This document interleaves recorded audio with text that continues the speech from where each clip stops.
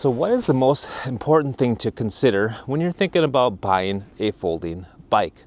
Well, number one, it's got to fit in your car, obviously. So it needs to pack down small enough to be able to fit in there, plus fit more stuff, maybe even a second bike. Should also be easy enough to bring with you into the terrain or other methods of public transportation. And number two, should also be decent to ride, should have a good feeling for the ride. And today I've got here this Brompton C Line bike, and this one I've been testing and I want to give you my opinion of it today. Now this is a fancier bike. It's kind of on the expensive side, so I'm just going to kind of introduce you to the bike and tell you what I think about it as I go. So let's have a closer look at the bike. This is it here. Now Brompton is very famous because it folds into three pieces. So you see it's got a folding axis here in the back. It's got a folding section here in the front as well, and also the stem of the bike folds down. You can fold it and unfold it pretty quickly. Takes just a little bit of practice, but once you get it, it's pretty easy. Now this bike, you can see the frame is super low to the ground, so it's kind of weird. The feeling at first is a little unusual, but to be honest with you, it didn't take me that long to get used to it. After riding this bike for about 20 minutes or so, I got used to the feeling of the handlebars. They are a bit on the slimmer side for me. I'm used to my mountain bike handlebars that come out probably about to here. So that took some getting used to. Now, as far as driving it otherwise, I was really concerned that these little baby 16-inch wheels there, that those were going to be too small and give me a strange feeling with the bike. But in fact, it worked pretty good. I've ridden this guy uphill, downhill a bit, on some kind of muddy area like this, on some gravel, and while it is maybe a little too slippery on crappy areas like this, with normal roads, this bike works really, really well. And I'll tell you what, I could not believe how fast this sucker is. So this bike has got these gears here.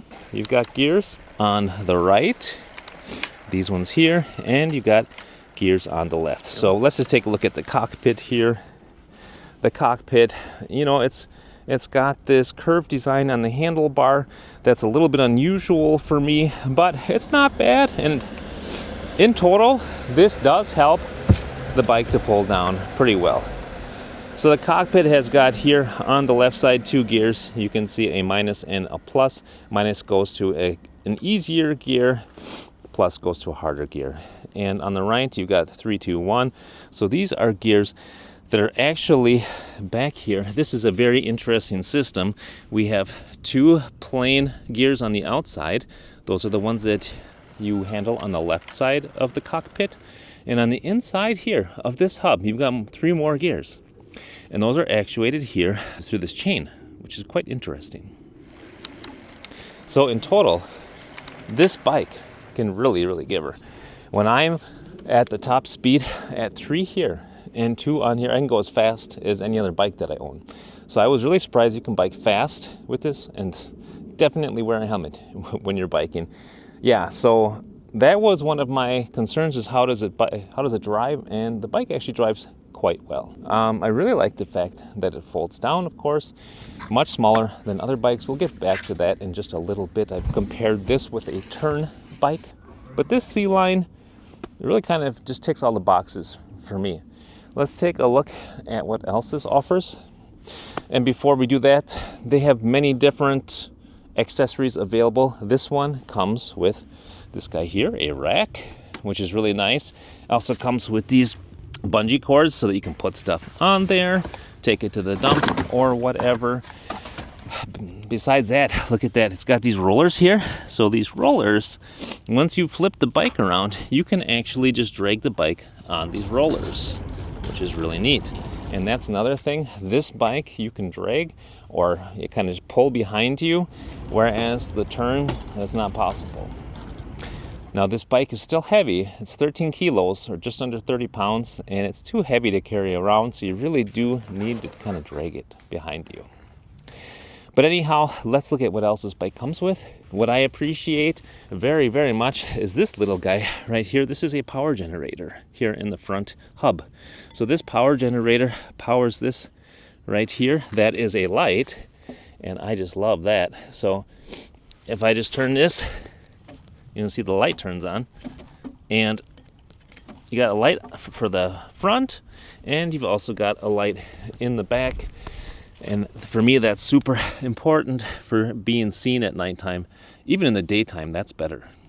You also see it's got these mud guards here on there, and that's both a plus and a minus. For me, it's more of a plus than a minus because this helps keep your bike, super clean, plus all your clothes super clean. But of course, the issue is with these being close to the wheel here, you can't really get much bigger wheels in there. So if you want something with more profile, it might not be that easy. And since these are 16-inch wheels, I don't think there's going to be a whole ton of options out there for it. So do keep that in mind. But so far, it's ridden for me really well. Let's move on to the pros and cons of this bike. So it's got a lot of pros. The compactness, of course. It's the most compact bike you can get. It also rides really nicely. It rides more smoothly than the Turn bike. And it comes with a ton of accessories. There is you can buy a lot of accessories. There's a whole community behind this Brompton bike. Plus, it's made in England. Now, that's both a plus and also a minus because let's get to the cons. And the main one is the bike is really expensive. It's prohibitively expensive. If you're buying this bike, you're really buying it to be able to use it for a long time to come. I've heard of people keeping these for 20 years, 30 years, and using them. And so therefore, it might be worth it. But if you're just going to use this every once in a while, it might not be worth it for you. Another thing, you just saw me grab the bike that I don't like as much is there's no kickstand available. So what you can do is kind of fold up the back half and it will sit on the back half. But if you just want to really quickly kick down a kickstand, it does not come with one available. And sometimes that would be good, especially if you're carrying cargo on the back and you can't flip the back underneath, then you really don't have a way to do anything except for lean it up against something else. But I just thought of one more pro, and that is the fact that this bike is adjustable. Look at how tall this seat stem comes out. So I'm about 6 feet or 1.83 meters. My wife is a little shrimp at just over 5 feet, and she can ride this bike. She likes riding the bike as well as me too, and our kids can ride the bike too, so it's really versatile. There's one more thing I forgot to mention that's really important to me, and that is the ability to be able to jump up onto and off of curbs.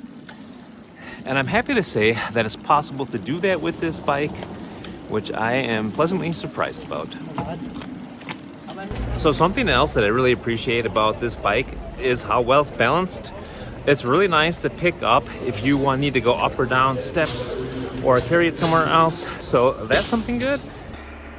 One more con though, and I think I mentioned this before, is that the width of the handlebars is too little for my wife.